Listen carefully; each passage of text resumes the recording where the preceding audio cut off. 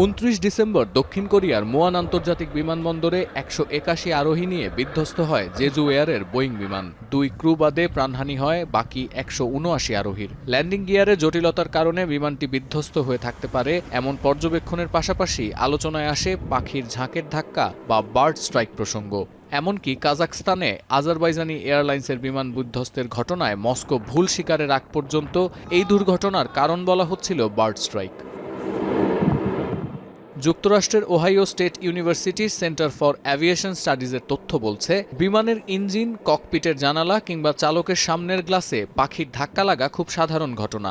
প্রতি বছর যুক্তরাষ্ট্রের আকাশসীমায় গড়ে অন্তত ১৪,০০০-এর বেশি বার্ড স্ট্রাইকের ঘটনা ঘটে।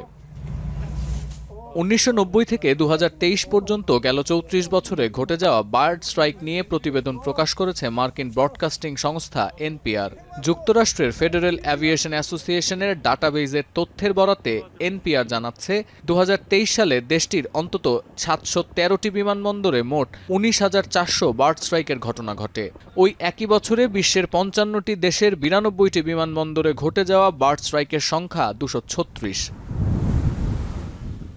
এফএএ আরও জানায়, ১৯৮৮ সাল থেকে ২০২৩ পর্যন্ত বিশ্বজুড়ে পাখি, হরিণ বা অন্যান্য প্রাণীর কারণে ক্ষতিগ্রস্ত বিমানের সংখ্যা ৩.৫ শতাধিক। এসব বন্যপ্রাণীর কারণে বেসামরিক ও সামরিক বিমান বিধ্বস্ত হয়ে গেল ৩৫ বছরে প্রাণ হারিয়েছেন অন্তত ৪৯১ জন আরোহী।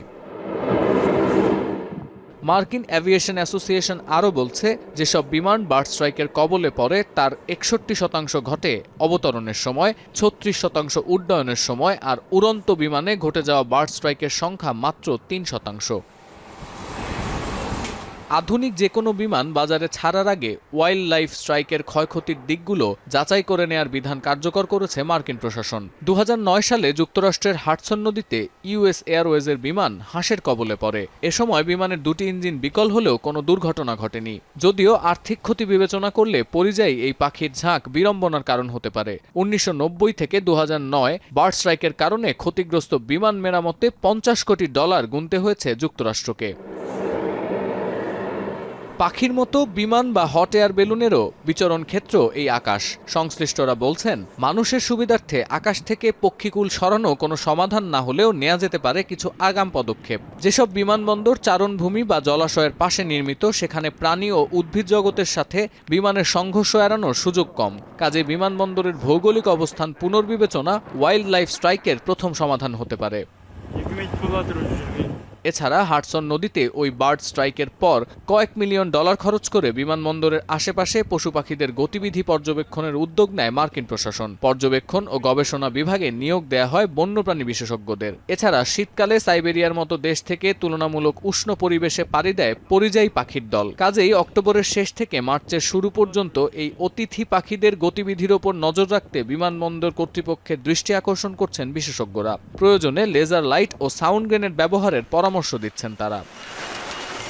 স্কাইব্রারির পর্যবেক্ষণ বলছে, যেহেতু অধিকাংশ বার্ড স্ট্রাইক বিমানের অবতরণের সময় ঘটে, তাই ল্যান্ডিং গিয়ারের ত্রুটি এড়াতে বিকল্প ল্যান্ডিং মেকানিজম ব্যবহারের কথা ভাবছে প্রযুক্তি নির্মাতারা। প্রয়োজনে জরুরি অবতরণের জন্য বিমান চালক ও ক্রুদের আলাদা প্রশিক্ষণ দেওয়ার পাশাপাশি পাখির ঝাঁকের গতিবিধি পর্যবেক্ষণের জন্য বিশেষ উইং গঠনের পথে বোয়িংয়ের মতো প্রতিষ্ঠানও।